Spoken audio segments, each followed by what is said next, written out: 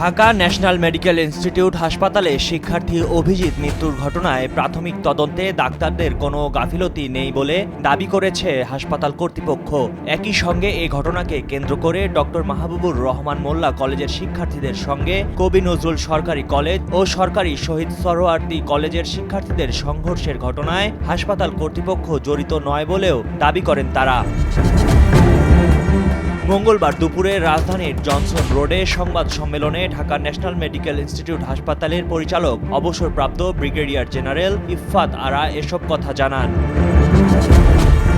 টাকার জন্য অভিজিতের মরদেহ আটকে রাখার বিষয়ে শিক্ষার্থীদের অভিযোগ ভিত্তিহীন বলে মন্তব্য করেন হাসপাতালটির পরিচালক। তিনি আরও বলেন, মাহবুবুর রহমান মোল্লা কলেজের শিক্ষার্থীদের নেতৃত্বে হাসপাতালে হামলা চালিয়ে 10 কোটি টাকার ক্ষয়ক্ষতি করা হয়েছে। অসৎ উদ্দেশ্যে অসত্য ও উস্কানিমূলক তথ্য দিয়েছে বলেও মন্তব্য করেন পরিচালক।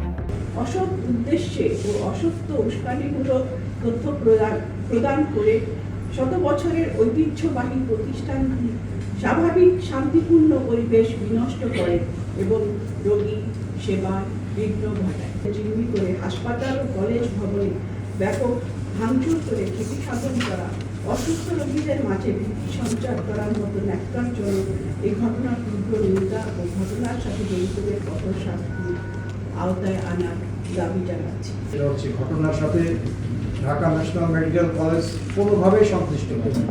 তারপরেও কেন কলেজে আক্রমণ করা হলো তা আমাদের বোধগম্য না। অনুরূপভাবে হাসপাতালের একটা মৃত্যুকে কেন্দ্র করে ব্যাপক ভাঙচুরের ঘটনা অত্যন্ত ন্যাক্কারজনক এবং নিন্দনীয়।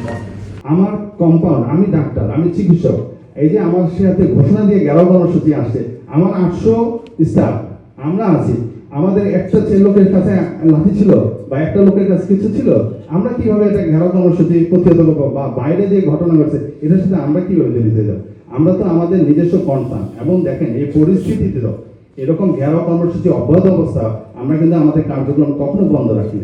এই মেসেজগুলি ভাই আমাদের রিকোয়েস্ট, সত্যতা দেন, আমাদের অবস্থানগুলি ক্লিয়ার করেন।